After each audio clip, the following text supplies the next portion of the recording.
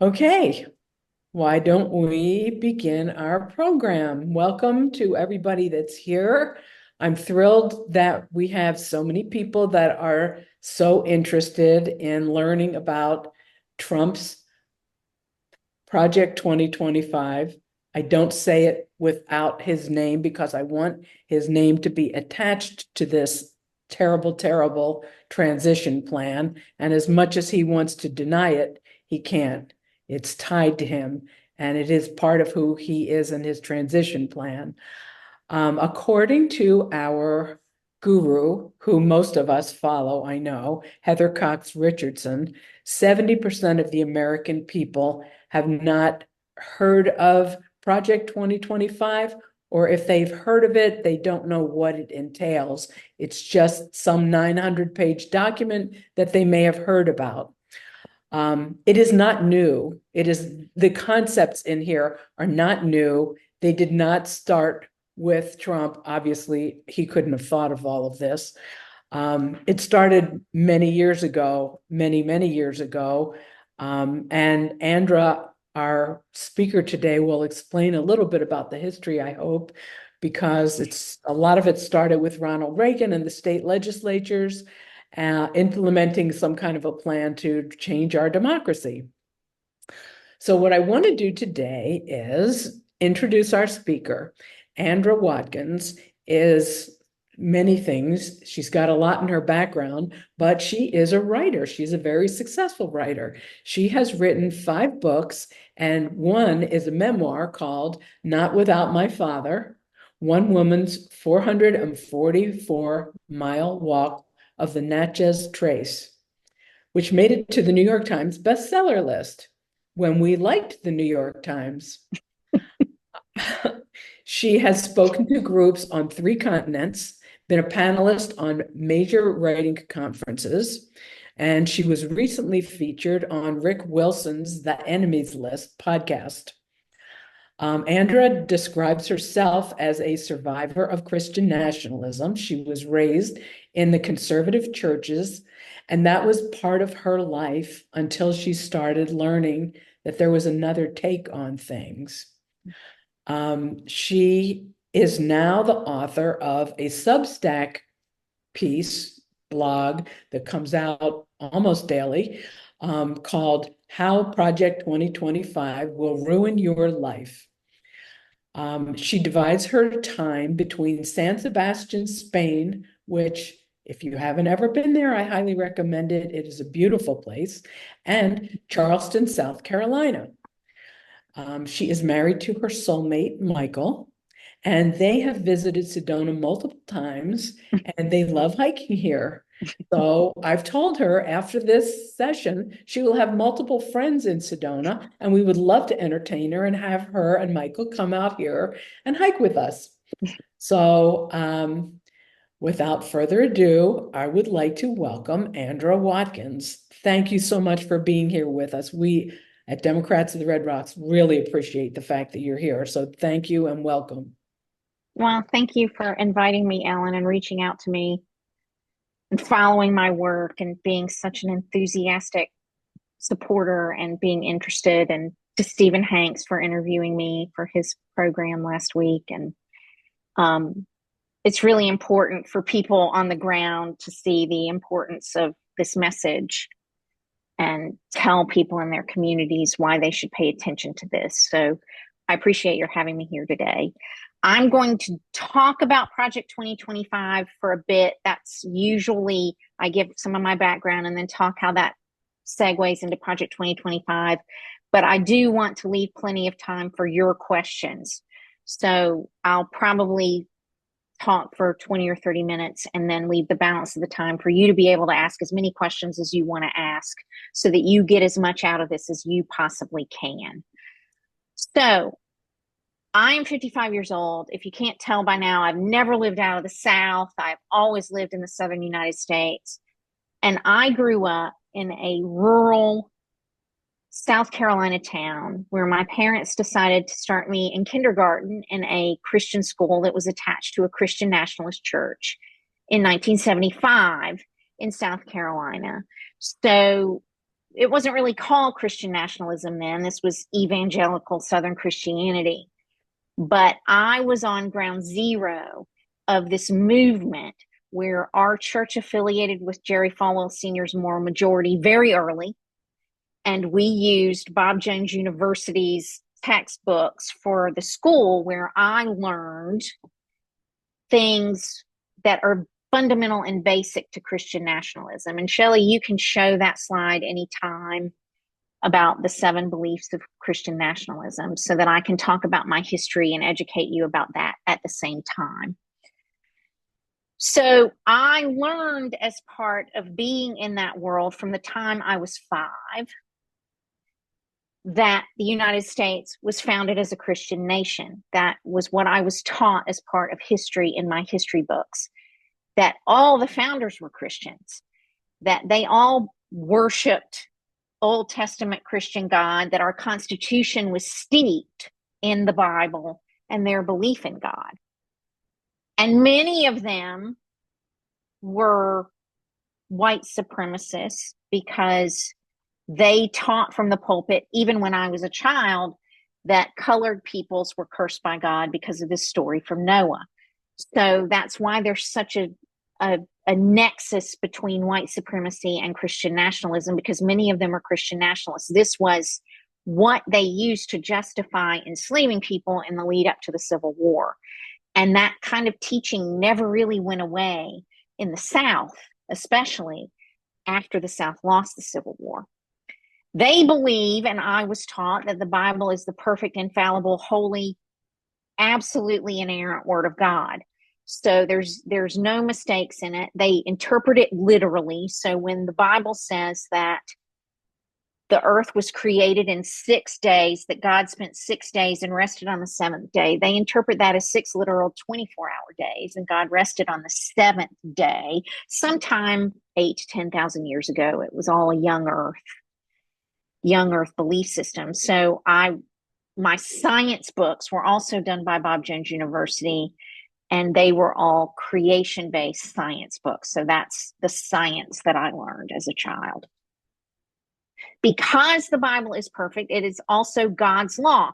They believe that what's contained in the Bible is everything that you need to know about what God wanted humans to know about everything. So you don't need anything else. You don't need academics. You don't need expertise. You don't need scientists to tell you what to do, because if the Bible doesn't say it, then it's not really useful. So you start to understand how they would not want to listen to experts, and that they would deplore science and expertise, because everything that you need to know as a human being is contained in the Bible. It's God's perfect law, and they believe it should be the basis of our law. So even when I was a child, I was taught that as a Christian, as a believer in the Bible, it should be my job as a Christian in our society to make sure that our laws as human beings match God's perfect law. If man passes a law, for instance, abortion is legal, that violates our interpretation of God's perfect law as Christian nationalists, because we believe that abortion is murder.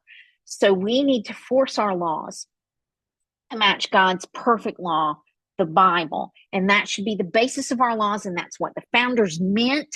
That's what they based the Constitution in. And that's what we should do. Because separation of church and state, I was always taught as a child and as a teenager, was to protect the church from the state, not to protect the state from the church. And we've even heard people like Mike Johnson, our Speaker of the House, say that. So this is not something that I'm making up. This has been something that they have indoctrinated people in for close to 50 years. And I firmly believed that when I was in that world. So they don't believe that there should be a separation of their faith from the state at all. They believe that they should be able to take their Bible interpretation and fill our laws full of it and make all of us live according to their interpretation of the Bible with their laws. They don't compromise. They make horrible politicians, because you can't compromise on God's perfection. You cannot compromise on God's perfect law. So when Samuel Alito, for example, was recorded secretly at that event saying, "We can't compromise," that was his Christian nationalist, dominionist, Opus Dei Catholicism speaking about how we can't compromise because this is God's perfect law and we believe God's perfect law and everybody should live by God's perfect law. So that's how I was indoctrinated as a child and a teenager. I spent 13 years in that school. I graduated and went to Liberty University, Jerry Falwell's university, close to the beginning of that for my freshman year. So I spent a lot of time being indoctrinated in this. And I've written, quite frankly, this week on my Substack about how I got out of it. And if you don't read that, you could learn a lot about Christian nationalism and how it really, really has permeated into our whole society from reading that series. But I married my good Christian man, and he was an abuser. And deciding to divorce him was what started me on my way out of Christian nationalism. It took me probably 15 to 20 years to deconstruct all of that. I've had lots of therapy. It isn't an easy thing to let go of. So when I picked up Project 2025, Mandate for Leadership, last year, probably in September or October, and started reading it, nobody much was talking about it in the mainstream press. And if they were, it was this very wonkish, academic, inaccessible to me as an American, like, what would this do to me kind of discussion. I couldn't get into it. It just sounded really foreign and impossible and academic. And so I picked it up and started reading it. And I was not 5 pages in before I was seeing Bible verses embedded in the text that I had learned as a child, and Christian nationalist dogma that was concealed in this writing that I had learned as a child. And I even read some of it out loud to my husband and was like, would you have recognized this? And he said, no, I never would have seen that in this document. So I persevered and read all 900 and some pages of it. And this past January, decided to launch my Substack, How Project 2025 Will Ruin Your Life, to talk specifically about it as a Christo-fascist manifesto to transform our democracy into a Christian nationalist theocracy. And that's, to me, what it is. That is always how I have talked about it, even when nobody else was talking about it that way and challenging me and saying, isn't that a little, out there and offensive and whatever? But now it's kind of become a mainstream discussion to talk about it as that sort of document. As Ellen said at the beginning, the Heritage Foundation, which is a far-right Christian nationalist affiliated think tank that operates in Washington, D.C., started talking about this in 1979. Jimmy Carter was president, and they just were sitting around going, what would happen if we had a conservative administration and we had an actual plan to implement some of our policies? What would that look like? How could we do that? And so they wrote the first Mandate for Leadership from that series of discussions at the Heritage Foundation. And in 1981, Ronald Reagan was inaugurated, and he implemented over 50% of the first Mandate for Leadership. So every 4 years since, they have produced one of these documents and affiliated more groups. They're funded primarily by fossil fuel oligarchs and billionaires. So over time, it has grown into this massive endeavor where 300 or 400 different conservative groups contribute to it. In 2016, Donald Trump's administration got a hold of it and implemented 64% of its policy recommendations in his first administration. But every time they had a success, they would move the bar further to the right. We got these things implemented. So now what do we want as conservatives? And it was always further to the right. So Project 2025 to me is their moonshot. It's everything they want. It's everything they've been working toward for almost 50 years in terms of transforming our country into this Christian nation that they are convinced was what we were founded as. And if they win in November, they will force us all to live in that. And we can see that already happening, because it isn't just Project 2025 that they've targeted as a means of gaining this power. Leonard Leo and the Federalist Society have worked for close to 5 decades to infiltrate and corrupt our courts with conservative judges and justices who the immunity decision the week of July 4th, giving the president immunity, is a direct result of the work that Project 2025 has done to make the president a dictator and to make everything in government report to the president and be responsible for carrying out the president's agenda, whatever it is. It's whatever the president says it is. It could be legal, it could be illegal, who cares? It is the president's agenda, and that is what Project 2025 calls for. So the Supreme Court, in their 5 decades of trying to infiltrate that body, have given the president the authority to do everything that Project 2025 outlines on day one. But they've also attacked our democracy at the state level. If you live in a red state, many red states are already living in some portion of the world that Project 2025 envisions.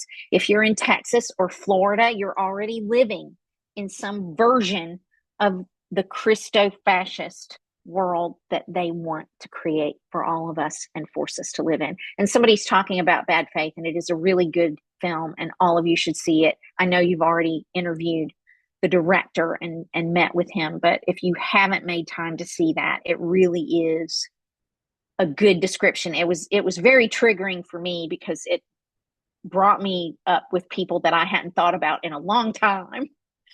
But it is a really good description of this world and what their objectives have been for a long time.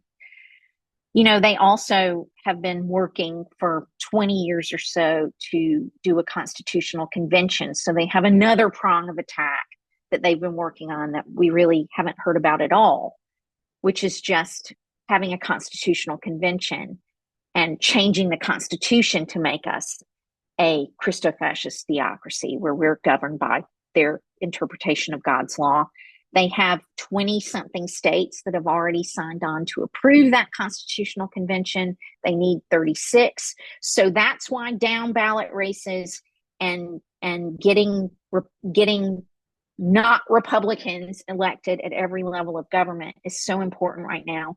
Flipping state houses. I mean, I've given money to multiple campaigns in Arizona because I know how important Arizona is, and I know how close you are to flipping it. And so it's really important that we do that as part of this endeavor, because they've thought of everything in terms of trying to make this happen and create this Christo-fascist world that they want us all to live in. Part of what Bad Faith doesn't really get into so much is this newer brand of Christian nationalism. I grew up in the older version of it, which was the evangelical, we need to witness to everybody and go into all the world and convince people and change hearts and minds. In the 90s, we had the New Apostolic Reformation and the Dominionist movement, the Seven Mountain Mandate movement, which is a newer version of what I grew up in, which teaches that Jesus Christ cannot return to the earth to rule until Christians transform the world into this Christian utopia and make it something that he can come back and take over. So many of the people that you see in government today are more radicalized. It's a more radicalized version because it's no longer we need to go into all the world and preach the gospel to every creature. It's we need to go into all the world and force everybody to live by the gospel. And we don't have to win their hearts and minds. We'll just force them to live this way so that our Bibles can come true and Jesus can come back and we can have this utopia on earth. So many people in government, Samuel Alito, Clarence Thomas, Mike Johnson, Josh Hawley, Tom Cotton, people like that, similar, are people who are affiliated with that kind of dominionist, highly radicalized Christian nationalism, who believe that they are charged by God to force us all to live by their interpretation of the Bible. And that's what Project 2025 spells out as I read it. The 4 promises that Project 2025 contains at the beginning are all embedded in biblical Christian nationalist dogma. The family is the basis of our society. Their definition of family is the biblical definition of family: one man married to one unrelated woman who have as many children as God gives them.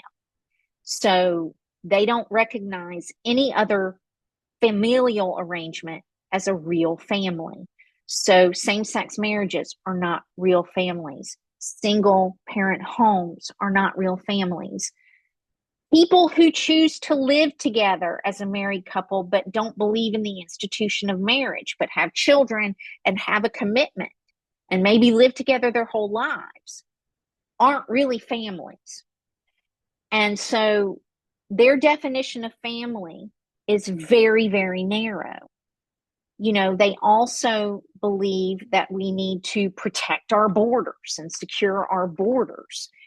And so that's part of the promises. But they believe, and we heard Russ Vought say this in the secret CNN interview that was recorded, that as a Christian nation, we need to make sure that everybody's a Christian. And part of that immigration stance is we need to root out the parts of it here that aren't Christian and refuse to be Christian. And we need to not let anybody come in who's not our definition of the right kind of Christian. So part of what underpins that is their definition of what's a real Christian and who do we get to have here in our who are we going to admit as people that can live here. They also talk a lot about the blessings of liberty and the Constitution, and they tie that into a holy life. They talk a lot about living the good life at the beginning of Project 2025. And if I say I'm living the good life, most of us, that would mean, oh, I got a promotion. Oh, I bought something I really wanted. Oh, I'm sitting here on my really wonderful vacation, sipping my pina colada and looking at the beautiful view, and I'm living the good life. I mean, that's how most of us would interpret that. But Christian nationalists living the good life as part of Project 2025 is living the Christian life or the holy life. And so they correlate that verbiage from our Constitution to their definition of what a good life is, which is living a Christian life, living a moral life as they define it, living a holy life. So everything that underpins what they want to do comes from their interpretation of the Bible, their interpretation of the founding, and their interpretation of how they believe we should all be living. And they believe that they have the right, if they are the government, if they control the government, they see the government as God's avenger on the wrongdoer. And they get that from Romans, a verse in Romans. And so if they can control the government, they can be God's avengers on wrongdoers, and they will go after people who violate their definition of morality or living the good life, which is just about everybody. I mean, I started talking about Project 2025 from the perspective of talking about pornography. On page 12 or 13, they have this paragraph, and they don't talk about pornography much in it, but it's pornographers should be arrested, pornography should be outlawed, everyone who produces or consumes it should be incarcerated. You know, we should be charging people with being sex offenders if they do this as a teacher or a librarian. And I was just horrified because I was like, most Americans are going to sit here and go, well, they're coming after my Pornhub. And that's true. But at the same time, I grew up in this environment and everything is pornography to these people. That's why you see people in Florida, a school in Florida, banning books that have images of Michelangelo's David because he's naked, and that's pornography, and we don't need to be seeing that. I couldn't learn about art as a child because it was all a bunch of pornographers. So, they view anything with sexual content of any kind as pornography in books, in films, in artworks, whatever. So their definition of pornography also includes homosexuality and being transgender. And Mike Johnson's on the record as calling homosexuality pornography. So what they would decide pornography is so much more massive than what you or I would probably think it was if we didn't have any exposure to this Christian nationalist environment and world. So I decided to start talking about it that way, to show why it's important to learn what they mean when they say things. Because in my view, the left has never really invested the time to learn what they mean when they say things. And they change the meaning of words. And over time, those things become accepted enough that they can get power. So I spent this whole week writing about a Christian influencer who called Colleen Hoover's books pornography. And I'd never read a Colleen Hoover book. Maybe some of you have. But I was horrified to see The Atlantic, which is a mainstream publication that I subscribe to, printing that without pushback. So I was like, I'm going to read the book It Ends With Us, which is the one that's made into a film that everybody's talking about right now, because I've never read one of her books, and I'm going to see if I think it's pornography. And so one of the reasons they have such a big definition of pornography is because they would not want a book like that to be published. Not because of the sex scenes in it, which, I mean, there are sex scenes. They were very tame in my view. But they don't want books like that to be available because they don't want women to see realistic depictions of domestic violence and abuse, which is what that book is about. And they don't want people to be able to know how to get out of it or think that they can get out of it, because Christian nationalists believe the only reason for divorce is adultery. And that's why you see them going after no-fault divorce. But that's just the start. They believe the only reason for divorce, valid reason, is adultery. And that's the only reason anybody should be given a divorce. And usually it's going to be the man that gets the divorce, not a woman. So the way they try to redefine words is so insidious. And we have not paid attention to that as a society. So I spend a lot of my time screaming about their definition of pornography because they've done that with abortion. And they've defined so many words around abortion over a long time, decades of work. And I don't want to see them succeed in that anywhere else. So that's why I devote so much time on my Substack to talking about that. It's not to titillate. It's more to help people on the left understand they're talking about it this way now, but this is where they're going with it. And this is why we need to push back about it now and not let them mainstream and get people used to or comfortable with some definition of pornography that moves it a little further to the right. Because we don't want people to be censored or controlled or subjugated by their ultimate goal in defining pornography as a lot of things that have nothing to do with pornography. I've also talked a lot in my work about how they use other language. So, for example, when we were having, and we still have, mass shootings, but at the beginning of these mass shootings on social media, you'd see lots of Republican politicians offering thoughts and prayers, and people would think, oh, that's nice. Now people get angry about it. But at the beginning, people were offering thoughts and prayers. And the reason that Republicans thought that was acceptable was not because they cared about gun violence. They don't.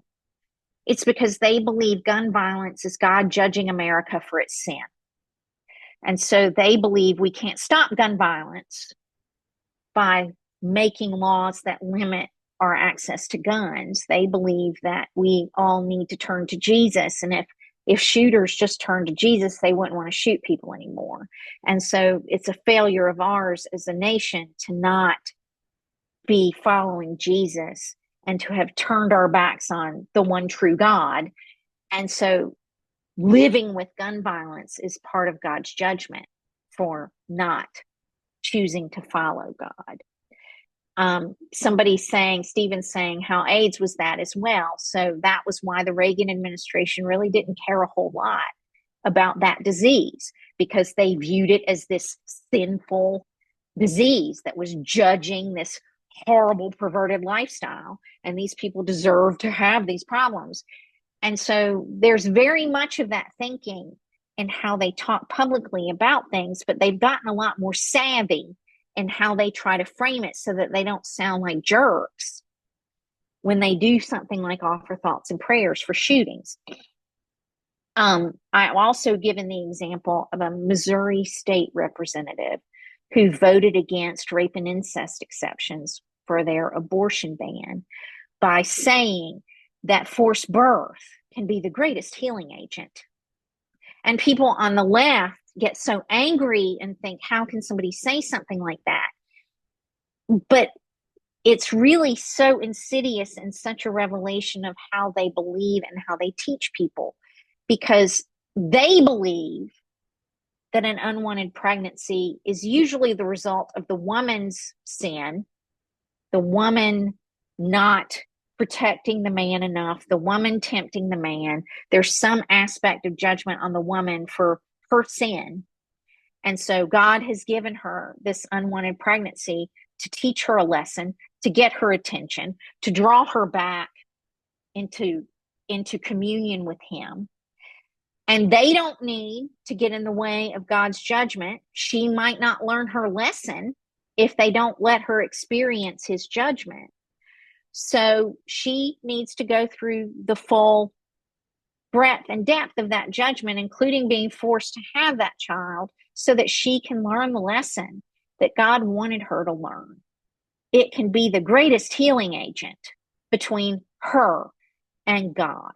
And so when somebody says something like that, it is my mission to make as many people as possible understand that that's really what they're saying, and not let those things pass with just an outraged moment, but to really understand this is what this person means.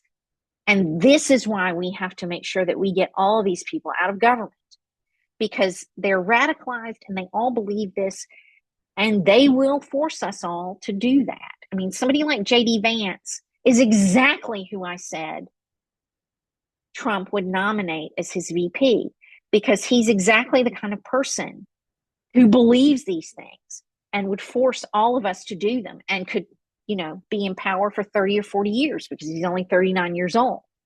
So, Ellen made a big deal at the beginning about associating Project 2025 with Trump. I don't care about him. He's a figurehead. They've used him to get to where they are. The people behind him are the ones who are really responsible for this kind of thinking, and for who would really force this on us. And we need to focus a lot more on those people and exposing how radicalized and scary and almost Taliban-like they are. I saw somebody ask about miscarriages, and I wrote about that a couple of weeks ago because somebody asked about that on my Substack.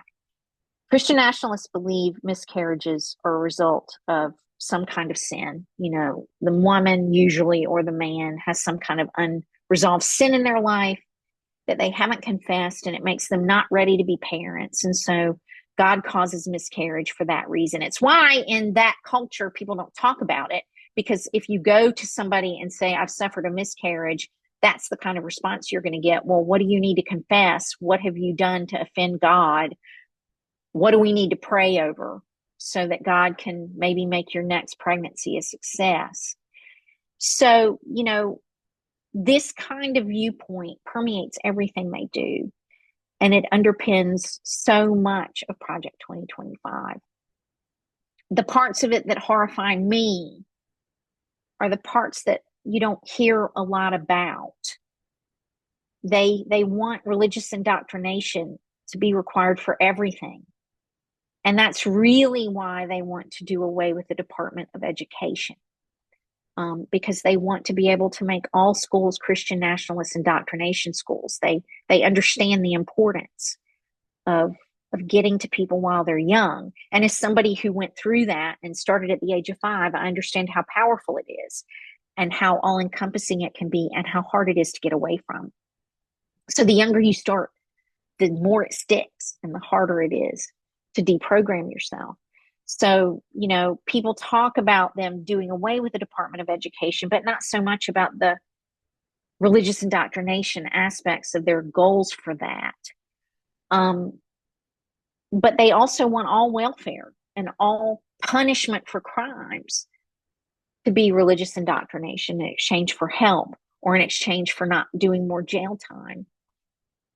So it's really just all encompassing in terms of what they want to require of Americans in terms of religious indoctrination. I'm seeing a lot of questions in the chat. I don't do a good job of answering questions while I'm talking at the same time. So if somebody wants to read out some of those to me, I'll be happy to answer them. And I'll also be happy to take raised hands. I'm not sure how long I've been talking, but enough time. All right, Stephen. Donna Cabadon asks, why do you believe the billionaire class is so willing to support Project 2025? The billionaire class is happy to support Project 2025 with lots and lots of money because they don't want to pay taxes and they want unlimited freedom to run their businesses without any regulation whatsoever, so that they can make billions and billions of dollars more without paying taxes. And they don't care what happens to us. They've decided that we don't need democracy for them to be able to make billions and billions more dollars without paying taxes. So one of the greatest tools for controlling people is religion. And so they've decided that these Christian nationalists will be the people who get to exert that control, because these billionaires won't have to live by these rules. The rest of us will. And the billionaires don't care about us. They just don't want to pay taxes and they want to make more money without being regulated. Do you think that the far-right leaders actually believe this, or are they using it to rile up the ignorant and the terrified? At this point, I believe 90% of them actually believe this. I believe we're dealing with a highly radicalized group of people who believe what they're saying and aren't just using it to rile people up. But they'll be happy to send those people into whatever holy war. They won't do that. They'll send those people to do that. Do you think that the Muslim ban that Trump initiated when he was president is part of this? He just doesn't want to let the Muslims into the country?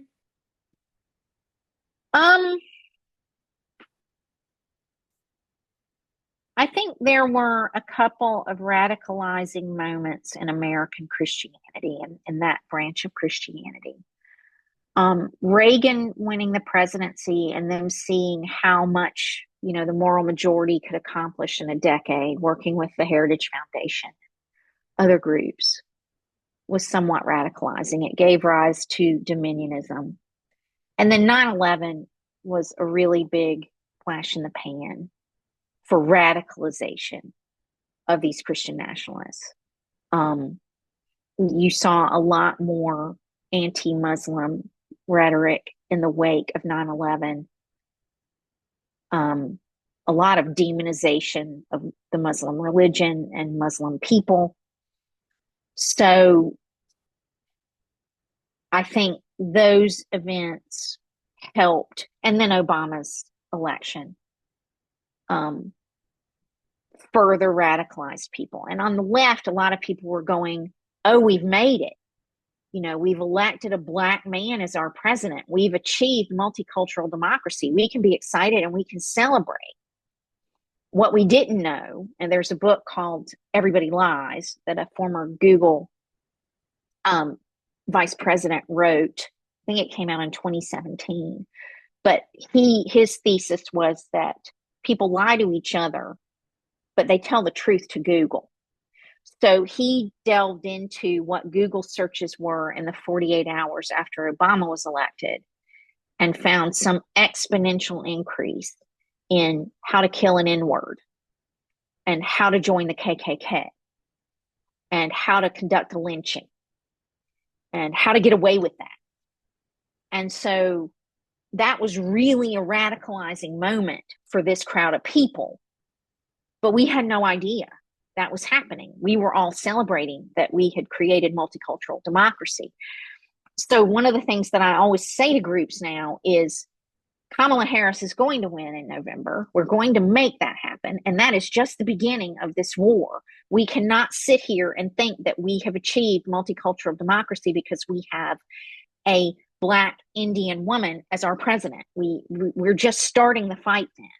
You know, that is going to be another radicalizing moment for people on the other side who are going to be even more determined to enforce all of us to live under this version of the world that they see. So I think that answered your question, Alan, in a long, rambling way. Yeah. Stephen, you have your hand up, and I don't know how to. Yeah. I don't know how to work this. So. Well, I got okay. I think you're okay. Okay. So can I talk? Yes.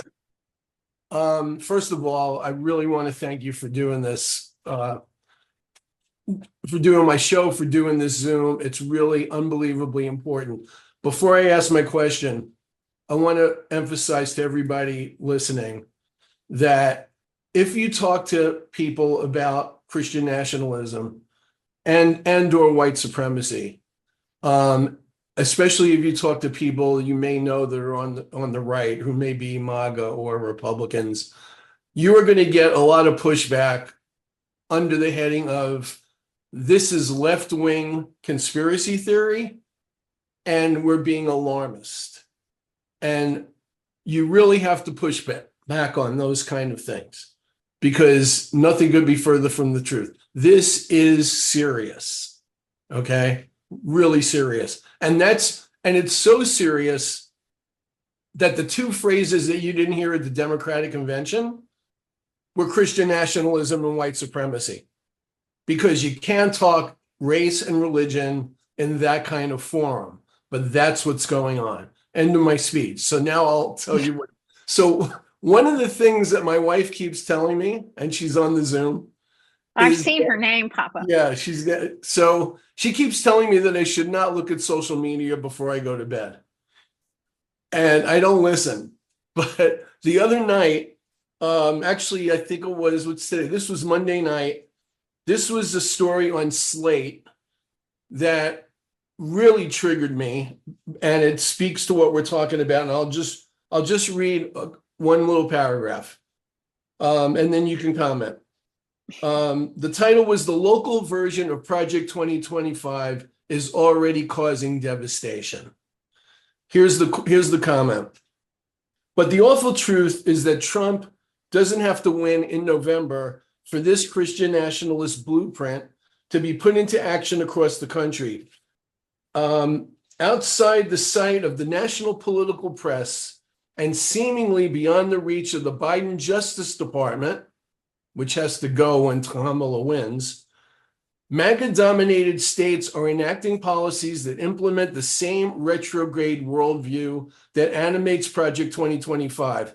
And whereas Project 2025's proposals would be advanced mainly by federal agencies and prosecutors, these state programs are enforced by everyone, from sheriffs to school boards to ordinary citizens. The system red states are constructing works by empowering extreme ideologies and partisans to impose their will on their communities, whatever level of popular support they happen to enjoy. And you can see that as an example, what's going on with these election officials in Georgia. for one example, that Trump is publicly endorsing to fool around with the Georgia elections. Well, and So you've had some of those in Arizona too. that's right. That's right. But Yeah. this is really freaking me out. And it's true that it's all being implemented now in the States. Yes, and that's why this has been a rolling coup that we've been dealing with for 4 years. And when there aren't consequences that are significant for these actions, they'll just keep doing them. And we haven't had significant consequences for the people who really planned this thing. So, we have people in Congress who, in my view, have committed treason and have participated in a coup, and nothing has happened to them. Right. So, it's really up to us, we the people, to save our democracy, because our leaders have failed us on both sides of the aisle, in my view. And it's that's great why- that that's why Democrats the are lo- talking that's- about it, but and finally understand that this is a real deal. But in this election, it's going to be up to us, as we the people, to save our democracy. And even if Kamala Harris wins in a landslide, which I believe she can, I don't think they're going to accept that. They understand demographically that they're running out of time to implement this plan, that the demographics in America are changing. And if they do not assume power and force those demographics to be different, which is part of why they want abortion to be banned. They want more white babies. This is white replacement theory and all of that. And you even hear people like Elon Musk spewing that stuff and why he has so many children and whatever. So, this is about forcing the country to be the nation that they believe it was founded as. And they aren't going to accept any result that means they lost in November. So it makes me feel good to see people on the left already coming up with strategies to rebut some of the things that we know they're going to do. I'm fully prepared for there to be violence, and I don't think it will just be at the Capitol. I think we'll have domestic terrorism happening around the country in the wake of the election, because and I don't say that to awfulize. I just, I told my husband the other day, I think strategically, because Republicans look at everything so strategically, I wish Democrats could do that, but they don't. Republicans do. So Democrats actually winning and them saying, okay, we're going to concede that, and having power, and then them causing all of this horrible domestic terror and all of this stuff that disrupts the economy.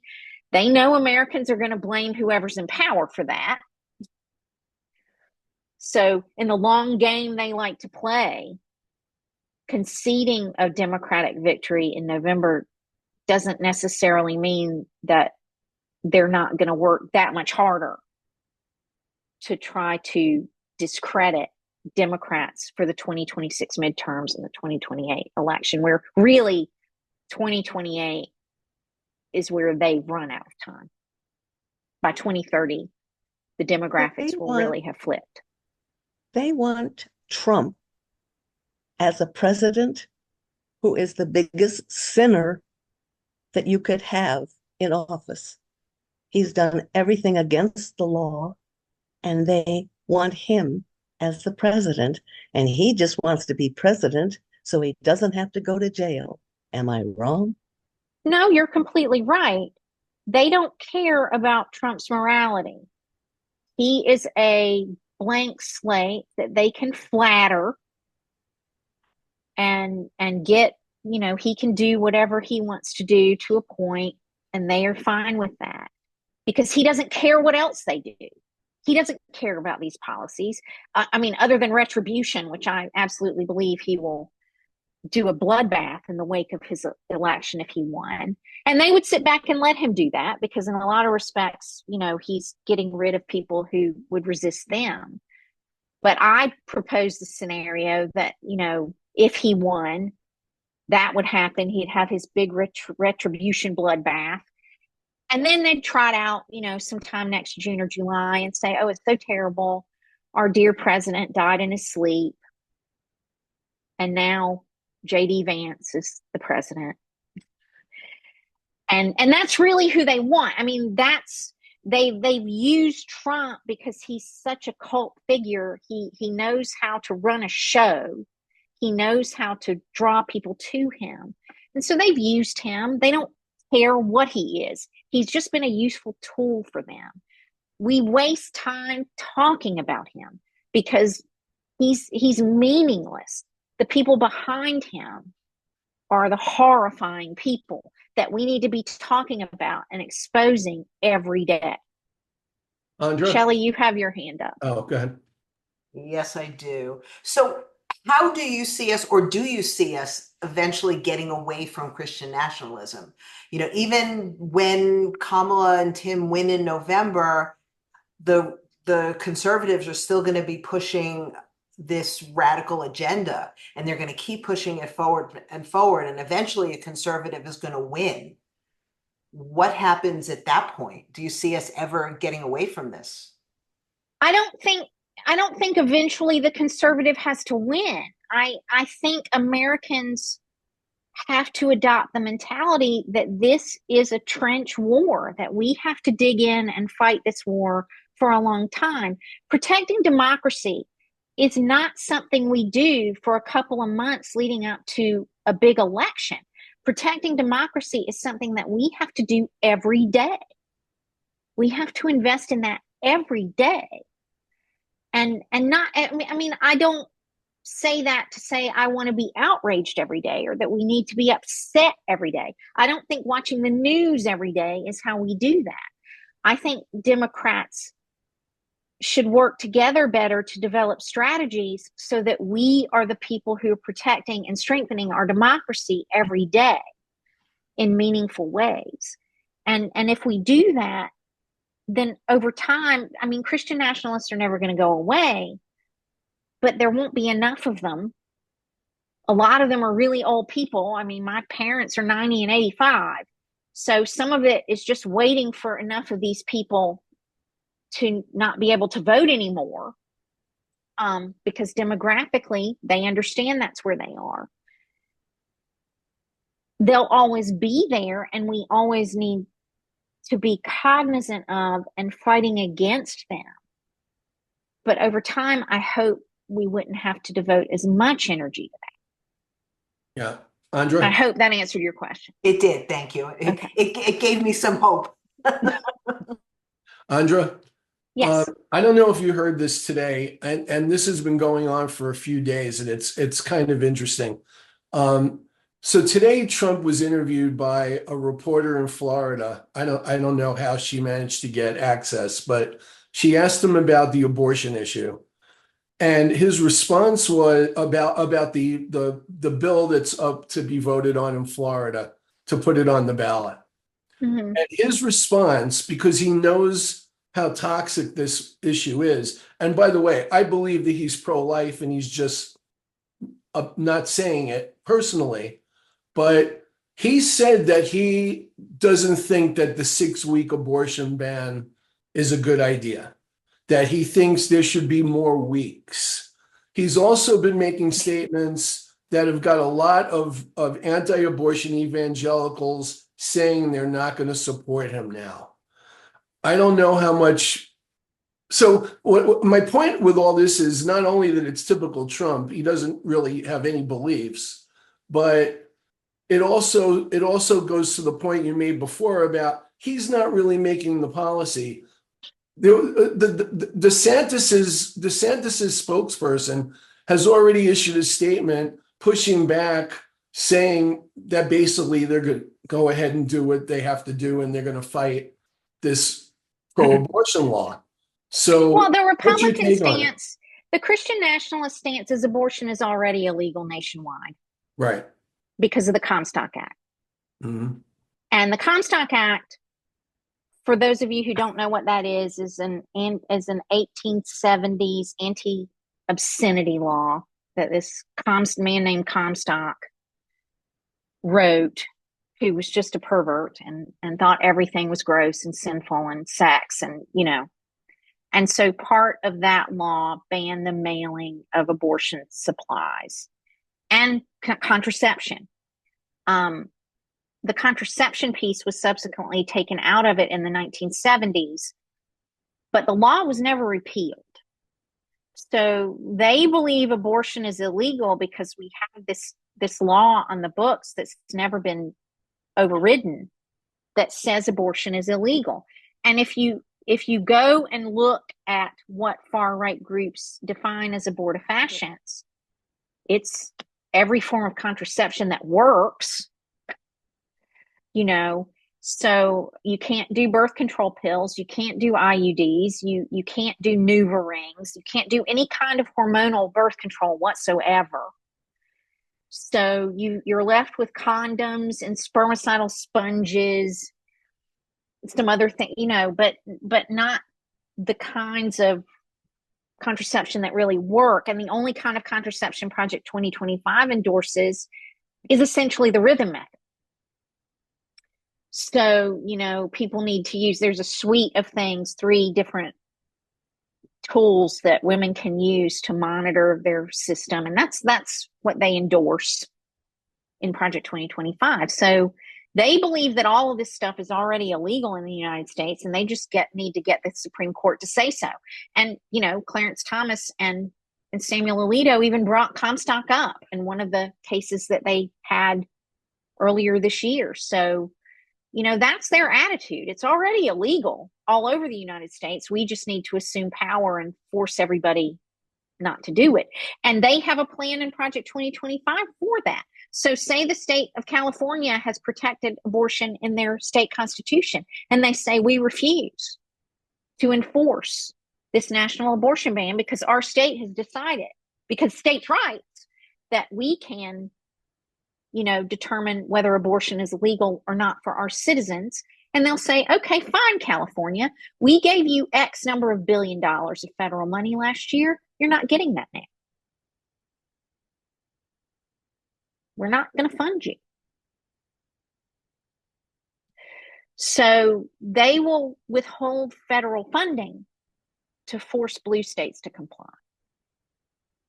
And the people in those states will blame their state leaders for the pain and suffering that causes. Someone else has their hand up. And so I think, I don't know who, Joe Concert. Yeah. Joe, is your hand up? Yeah, it's up. I don't know if she's frozen. Kind of frozen. Yeah. Yeah. I'm trying. Okay. Okay, we can hear you. I'm on mute. Okay. They can't do that if they're not in power. What you just Correct. said. They cannot. Yeah. Right. The Supreme Court can still make a ruling that Comstock is in effect. Yeah. Yeah. And red states could then sue to say blue states can't do abortion anymore, and we can battle that out in the courts. Yeah. Yeah. So, but they can't unilaterally ban abortion. Right. You know, but my question was, what the hell are we supposed to do? We win this election. Yeah. Okay. Then what? And then we immediately start working toward winning the next one. And not, you know, this is every election is important. You know, every race is important, and we have to treat it that way. Why are they not being prosecuted for treason?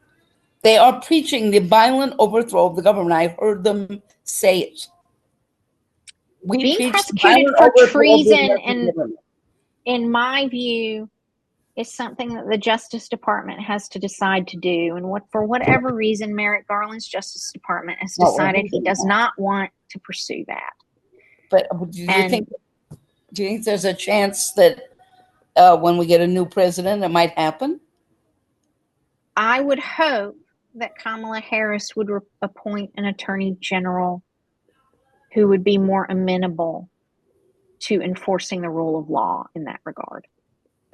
The parlor Thank you. games have already started about who's going to replace Merrick Garland. Yeah, because Politico did a story yesterday listing all the replacement possibilities. yeah, and I mean, these things are going to be viewed as political, but again, this is about our Constitution and rule of law. And if we're not going to care about that, then what are we doing with the rest of this? So, you know, there need to be consequences for people who participate in coups and people who try to commit treason. And if this attorney general is not willing to pursue that, then we need to have an attorney general who is. Yeah. In my view. And with the full endorsement of the president. Amen. Yep. Question. Brian. You're muted. Oh, there we go. Okay. Can you unmute him? I can ask him to unmute. I think he Brian, thought he you need unmuted. to unmute. Yeah. I did. Oh, there you Okay. go. Okay. Now then, is it that Merrick Garland is avoiding it, or is it that he's got such a issue with the judges that are currently in place because of Republican appointees over the last several years that you keep getting cases thrown back and thrown back? I don't know the answer. You know, I don't know what's in his mind and what his thinking is. I do know that Joe Biden is an old school politician. Yeah. And you know, that in this period of our country has really benefited us. You know, he carried us through 4 years.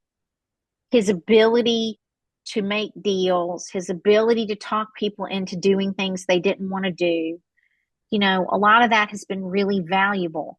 But I don't know that he, as a president, wanted to be president over prosecuting a bunch of people that he'd been in the Senate with, that he'd worked in DC with, that he'd spent a lot of time with. So, you know, I don't know how much of that came from the administration and how much of it was the Justice Department's decision. I don't know. I hope that the next administration will see the importance of upholding the rule of law and our Constitution and will aggressively pursue that. Well, with a prosecuting attorney as president, it'll certainly help. I hope so.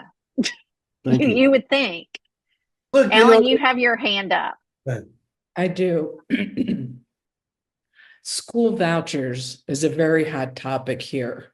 School Yes. vouchers have been passed by our Republican state legislature and they keep growing the program.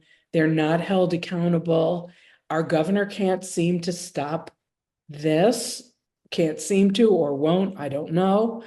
But that seems to be part of the game plan because you see the same kind of game plan in many, many states. School vouchers is a thing. Taking over the state legislatures is a thing.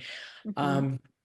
And we read about this in Democracy in Chains by Nancy McLean, that this is a long time coming plan that is finally hatched. And the Democrats were asleep at the wheel when all these state legislatures were being taken over because the Democrats weren't focused on it and the Republicans were very strategic.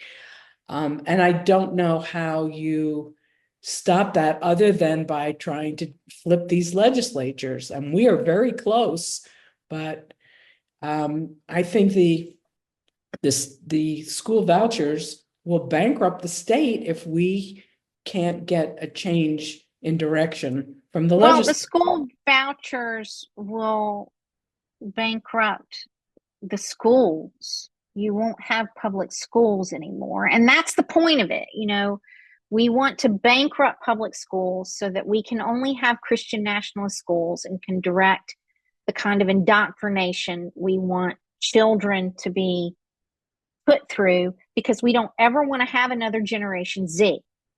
We don't ever want that. So if we start indoctrinating people really young, we'll prevent another Gen Z from happening. So vouchers are one way to redirect taxpayer dollars to these private religious schools and bankrupt public schools. Mm-hmm. So over time, public schools will just go away and everything will be this voucher driven religious Christian nationalist school. They're attractive to people, you know, because I mean, I've paid taxes my entire adult life for education and I've never had a child. So, you know, people tap into those kinds of arguments where what am I really getting from having to pay for this? Shouldn't I be able to take my money that I'm paying to taxes and put it where I want to put it? So, you know, they use those kinds of arguments and convince people that this is a good thing. And it's really important to target and work so hard toward making sure school boards and city and town councils and regional governments and state governments are controlled by Democrats because at every level of government, they will be trying to push this for as long as they can. Right. We have Turning Point, which is as conservative as they come. Right. And they're out there canvassing for their candidates too. B, you have your hand up? I was just going to say that the school vouchers programs are full of scams and people taking advantage and not even having schools. Isn't this prosecutable? I would hope it would be, and I would hope that a new administration would be very aggressively focused on that sort of thing. There's been that kind of fraud committed on maternal care homes, you know, where red states have decided to fund crisis pregnancy centers as alternatives to abortion, where people can go and get information about their pregnancies, but it's always have your baby.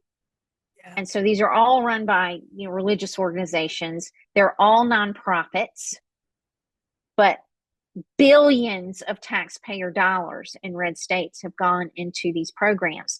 And in North Carolina, Congresswoman, I think in 2022, did a study of how much money had gone out and then tried to track down where it all went.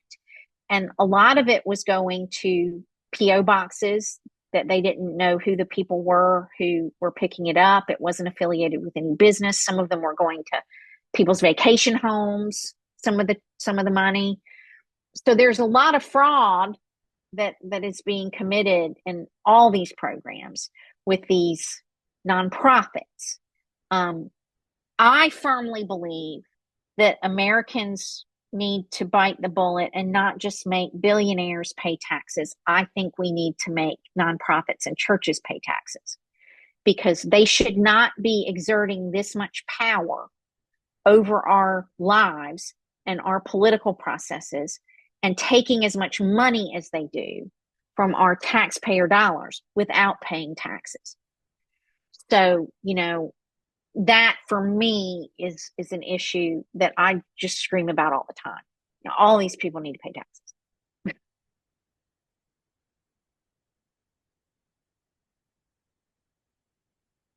I think you're muted, Alan. I am. Are there any other questions that we have for Andra? You can just speak up if I can't quite see. This is Brian. Andra, have you ever thought about running for office yourself? No. that was certain. Andra, my name is Dicey. No, and somebody wanted my husband to run for mayor here about a decade ago, and I was like, "That I will divorce you if you do that." So I'm not cut out to be a politician's wife, and I'm not cut out to be a politician. But I can be an activist. That's fine. Mm-hmm. And Andrea, this is Dicey Apperson in Prescott. Have you ever thought about going on the Rachel Maddow show? I have tried, and I have never heard from her and her team. Oh, it's a shame. Lawrence would have you on. Who? Lawrence O'Donnell. Well, if you know how to get in touch with him. I mean, usually those kinds of opportunities come because you know somebody in their team. Right. And, you know, you get an introduction. So if anybody has introductions that they can make, I'll talk to anybody. Folks, a lot of the time it's hard to get on. One of the great things about Andra's Substack newsletter, since she's done it at the early in the year, is that almost every chapter, if you will, covers a different little subset of a policy that Project 2025 is going to affect. And she's covered a tremendous amount of territory and really well. So that leads to my question. Is there anything that you haven't covered yet? Oh yeah, there's tons that I haven't covered yet. I'm not going to get to it all because I've done so much education about Christian nationalism at the same time. And that's probably kind of how I'll pivot once the election happens to keep doing this work. Project 2025 doesn't have an expiration date. They're still going to be trying to do all these things. So continuing to learn about it is important, but also continuing to learn how to spot this kind of radicalization in your communities and call it out and make sure that you're not electing people like that is going to be really important going forward. But is there an issue in the book that you haven't talked about? This coming week, I'm going to talk about the Labor Department. Oh, good. Which I haven't talked about at all, and has truly one of the most Christian nationalist crazy intros I've read in the thing. God. No. So it's appropriate for Labor Day week. So that's going to be. So you're going to have to be Christian to be on a construction site. Yeah. So Andra, Mike, I have a quick question. Why do we call a Christian nationalist if Christ wouldn't even join it? Well, I mean, personally, I think they're a bunch of hypocrites and horrible people, but yeah, I mean, Jesus Christ wouldn't vote for these people, but you know, they worship Old Testament God, and Old Testament God is angry and vengeful, and they don't really worship Jesus. Well, the Old Testament is full of wars and concubines and rapes and all sorts of terrible things that the Israelis do.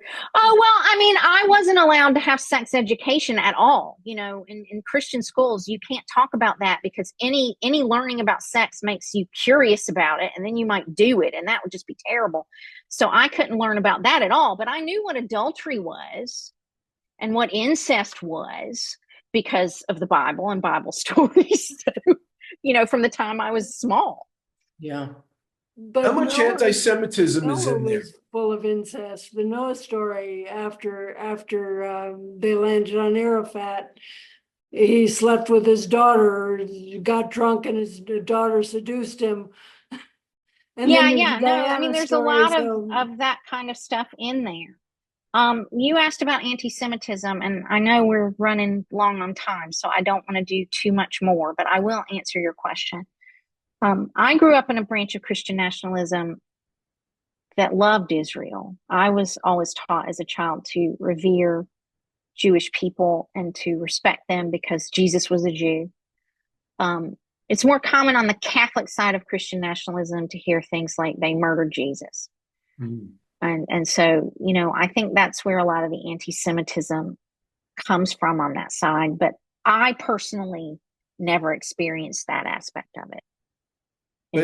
In Project 2025, are you reading anti-Semitism in some of the policies in there? And what would they do to Jews if they're indoctrinating everybody to be Christians? Well, how would they do that with Jews too? And how would they do that?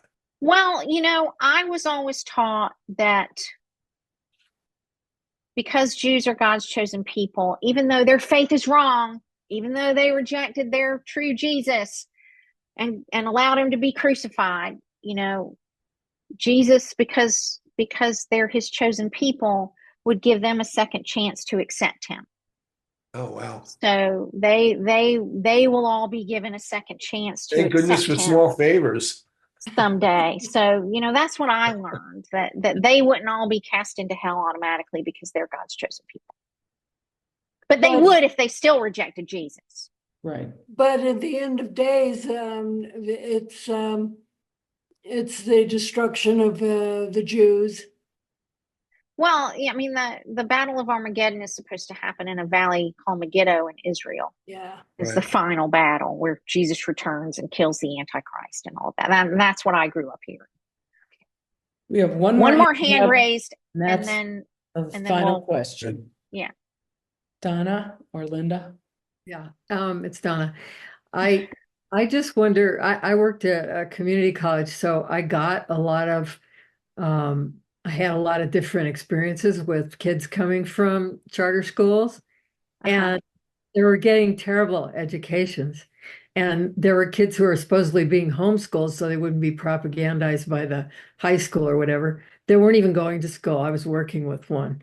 And she had a job and she never, so they're illiterate and they would place into the very lowest of our English classes and so on. So aren't these billionaires a little worried about the economy if you have a No, huge illiterate population? Well, who's going to work?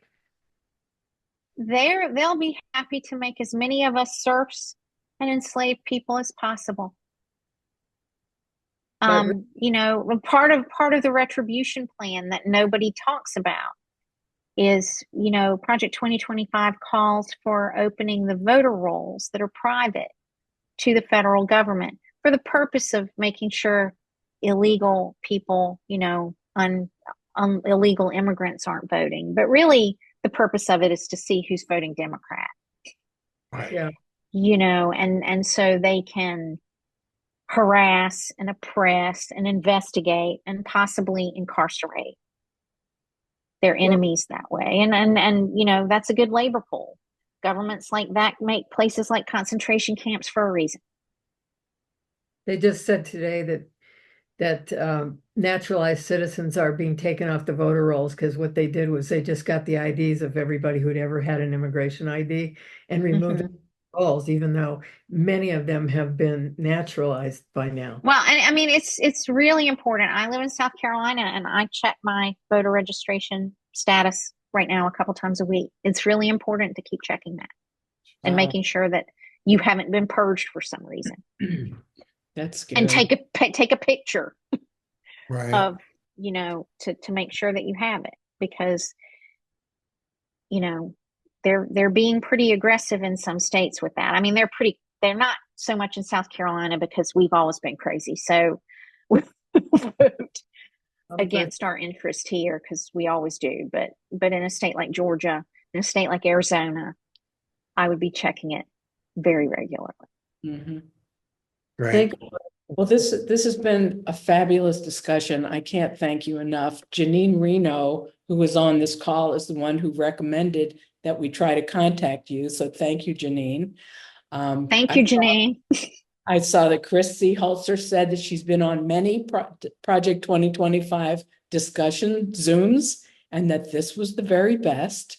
So Well, that's nice to hear. thank you. That is very I nice. mean, I've offered to do this for other Democratic groups like yours, and I wish more of them had taken me up on it. I enjoy doing this because I think this is really valuable for people who are engaged in our country and in our process. And so I'm just as happy as I can be to do it. Well, that's great. Well, thank you. Let me just say to everybody that's on this call that Andra writes her column diligently. She is a writer. She is a creative person. And, Substack lets you sign on and see most of the content for free.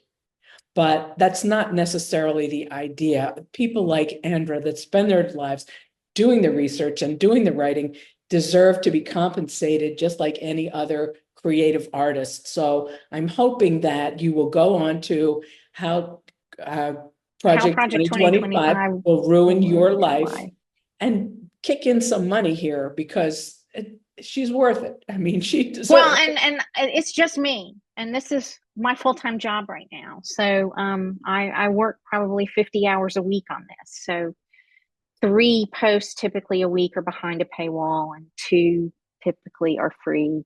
I limit comments to paid subscribers, and I'm getting ready to start a chat community that would interest people in your group for paid subscribers, where we take what we've learned about Christian nationalist tactics on the ground and start discussing in chats what we're seeing in our communities so that we can compare and contrast the tactics they're using on the ground. And as they change, we can be cognizant of that and share in that community. So I hope more people will sign up. Right. Good. Well, we will spread the word. Thank you so much. Great work, Andra. And thank you, everybody that tuned in tonight. We appreciate it. Thank you.